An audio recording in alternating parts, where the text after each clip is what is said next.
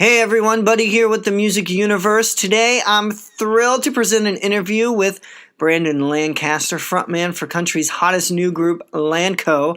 Brandon actually talked with New York reporter Matt Bailey about the success of Greatest Love Story, as well as the group's formation and even their hotly anticipated new album.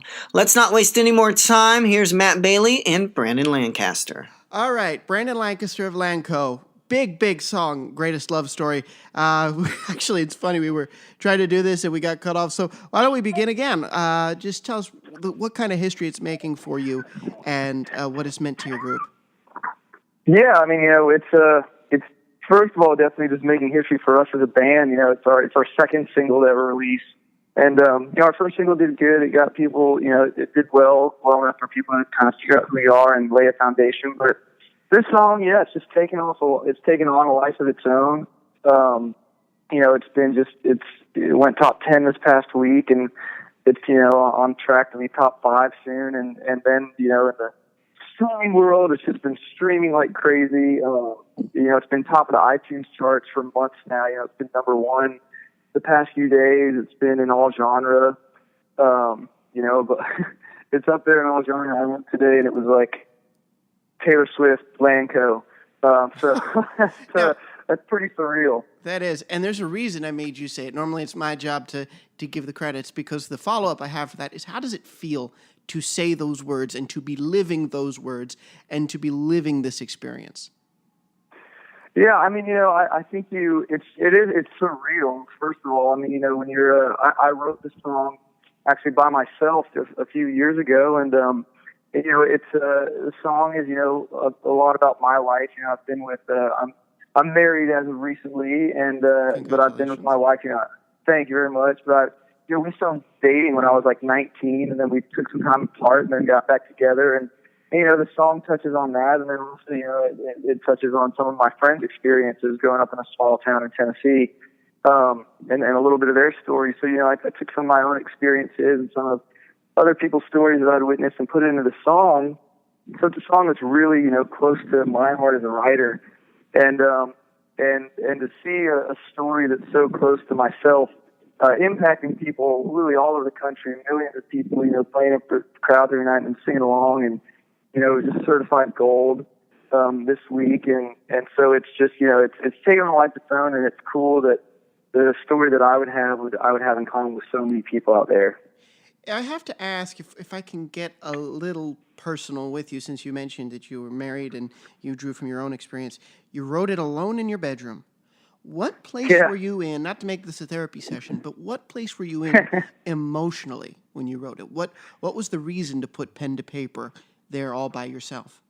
Yeah, no, I mean, I think first of all, I've been a songwriter for years. Even I know that there's industry standards of what a songwriter is, having a publishing deal. But I was writing songs since I was like 12 years old, so I've never been afraid to sit down and just start playing guitar and write something that's on my mind or on my heart. And this song started out, me kind of reflecting on my relationship, and it started out with the first line of the song, actually, which is, they said I was nothing but a troublemaker, never good, and you were the perfect all-American girl, wouldn't touch me even if you could, because that is kind of, reflecting on my own relationship. It's like, man, I mean, honestly, you can even come see a live show and see that I'm a bit of a troublemaker. I jump into the crowd, I'm spraying beer cans, and we just have, I'm jumping on the drum kit, and we just have a lot of fun. But I can be pretty rowdy at times, and my wife has always been, she's from Georgia, and she's just a blonde-haired, blue-eyed, all-American girl,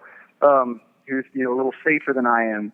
And so, people I don't think would have ever, put us together, if they were going to, set people up. But I think that we just balanced each other out, and just thinking about a relationship and thinking how well, we balanced each other out, and we kind of filled the gaps. I think that there's a story in the song, but that's kind of not the basis of the song. The basis of the song is, I was what you wanted, you were what I needed, and we could meet in between, because we were going to be the greatest love story this town's ever seen. And so for me, the song really was just about compromise and two different people kind of meeting each other in the middle and finding love through that. So that was my initial, I didn't know how I was going to do it or what I was going to do, but I kind of just wanted to write a song about two people from two different, backgrounds finding each other and how that panned out.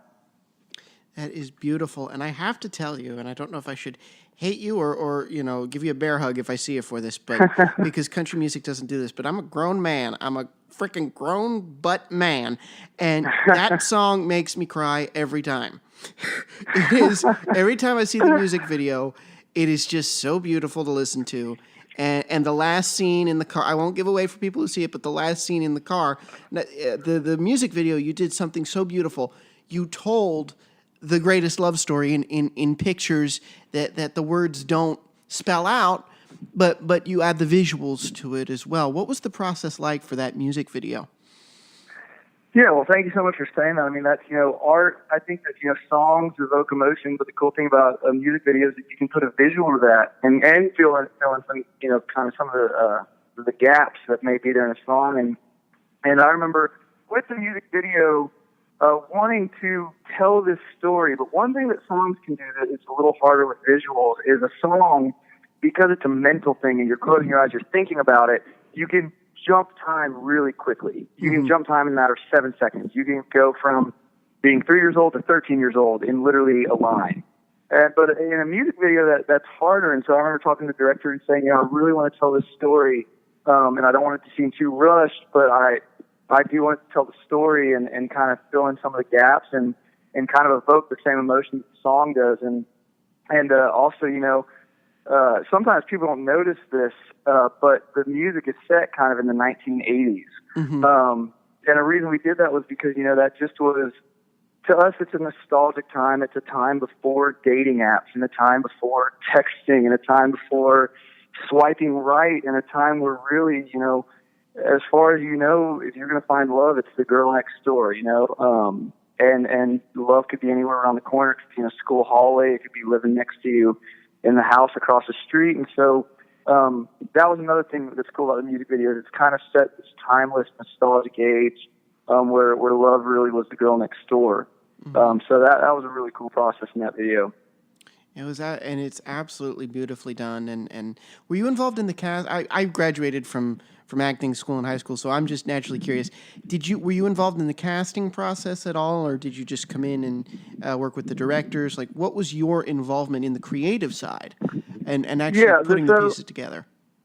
Yeah, I mean, for me, so I actually, I've always been a songwriter and musician, but I love my brother actually is in film and does media stuff, and so I love independent movies and film festivals and all that stuff, and so I can kind of speak the language with people on that side of the artistic world, and so I talked to the director. We kind of talked about casting, kind of talked about some of the characters, and I will say, after talking to him a few times, I really trusted that he understood the vision of these characters. So as far as direct casting, he went out and got some of the people, and I think I saw them a few days before, and everyone just kind of looked exactly like this story was telling, and so that was cool. But I was involved more on just the creative side, and even more. Do you want to talk about acting? Even like the aspects of the emotion that the character, I remember talking about the second verse and shooting those scenes where the girl goes away and the guy's kind of left there working and drinking a beer and talking about, making sure that we pull from the actors the right emotions, that it's not that he's not psychotic. He's not like this crazy guy that doesn't know how to live, but at the same time, he's not in the same place he was earlier in his life with this person, and kind of finding that balance with the actors and kind of evoking those emotions and finding the right balance. And then, same at the end, kind of just evoking the right emotions without being too left or too right. We talked a lot about, and the director did a great job of pulling that out of the actors in the video. Mm-hmm. That is really well stated. And like I said, I think it speaks for itself. And I want to switch gears here because we've spent a good 10 minutes talking about one song, which I've never done ever. That's how good this song is. I want to talk about the band, LANCO. Yeah.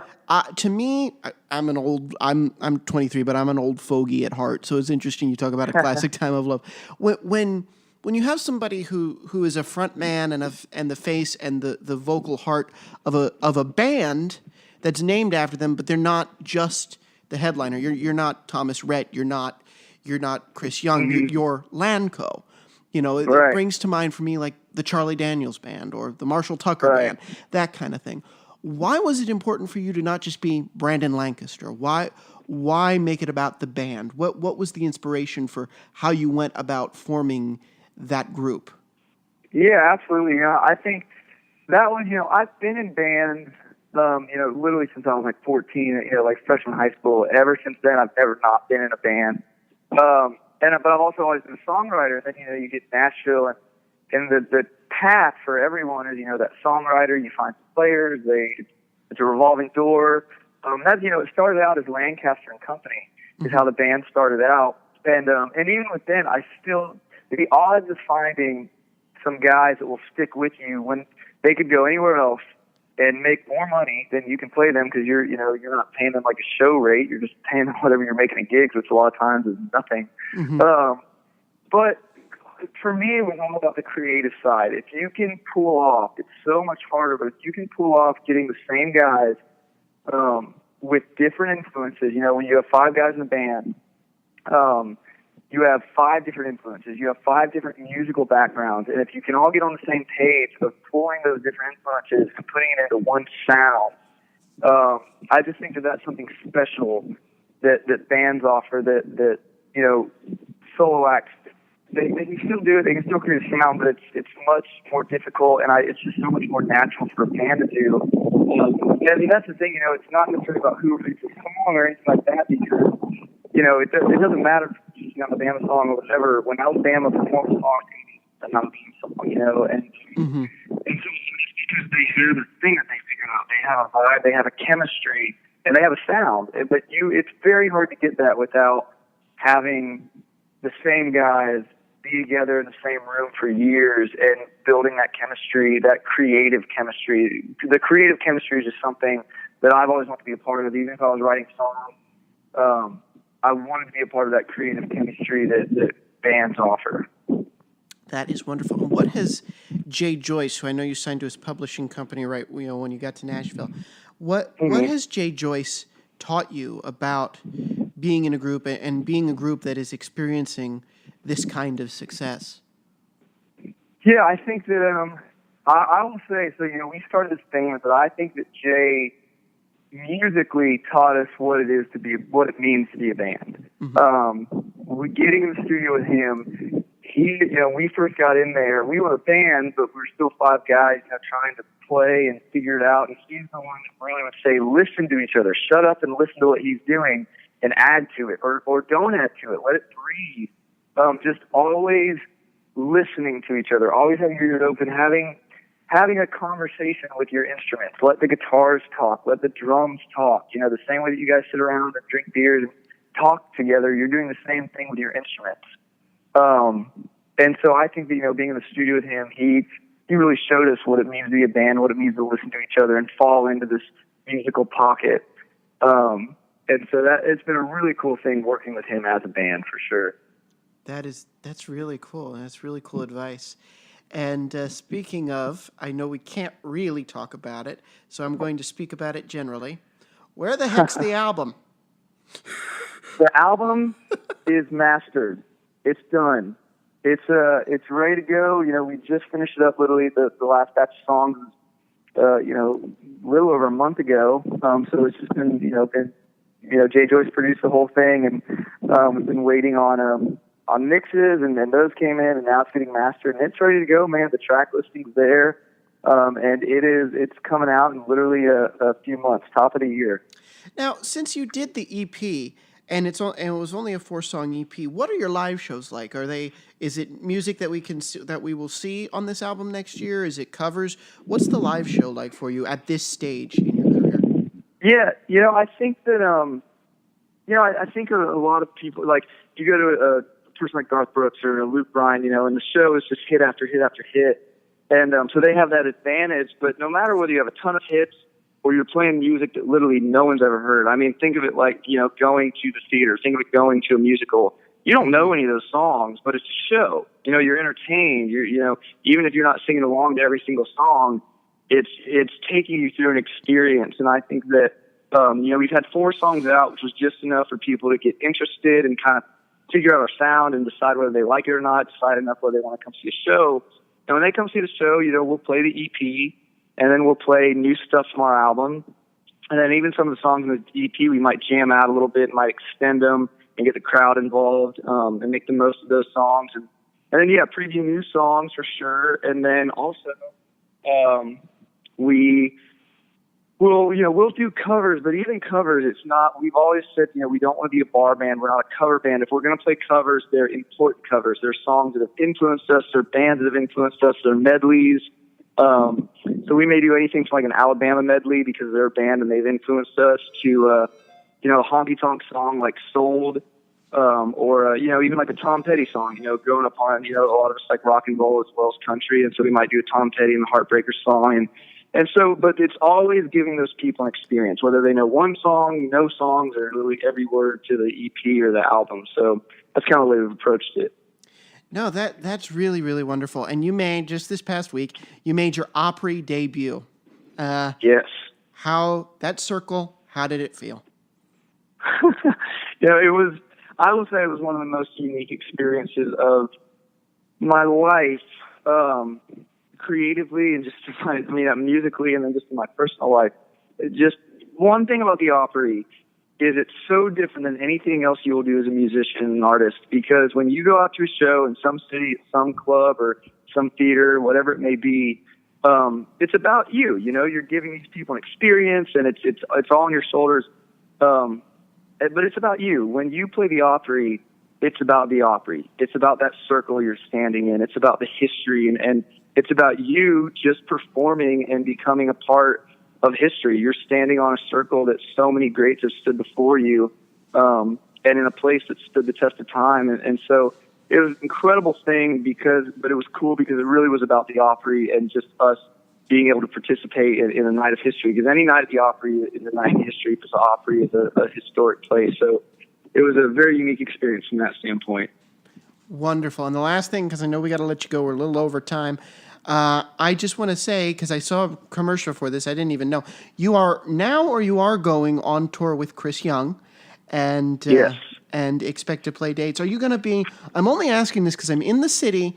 I saw the commercial for it at a movie theater in the city, and then I looked up on Chris's website, and I didn't see any New York City dates. So, what is the tour, and where will it be headed? Well, it is, so we're out with him starting in January, and we're with him since through March. I don't know if I wouldn't quote me on that. I don't know if that's official, but I know that we're with him for a few months. But I know that it's titled a world tour, so I think that I know that only certain dates have been announced. Mm-hmm. But I know that's his headlining tour, so I know that he's, covering pretty much everywhere from east to west. And so I'm not even positive the dates have even been announced, but I know for a fact that tour is going everywhere all over America. So there should be a show close to pretty much everyone. That is wonderful. And I think, you say it's his headlining tour. I know you've had some headline dates, but truly coming up in the next year or two, maybe not even, hopefully within the next 6 months, because right now it's all I hear every day that I get in front of something country music. I hear about LANCO. So I want to congratulate you on all of this success and all of the success that I know, especially when you release the album next year, lies ahead. Thank you so much, Brandon. Thank you so much, man. It's a pleasure talking to you. All righty. All right, thank you so much, Brandon and Matt. What a fun interview that is, and the whole band is invited on the show once again when the album comes out. So we wish you guys all the success in the world. For more on this and other stories, visit themusicuniverse.com.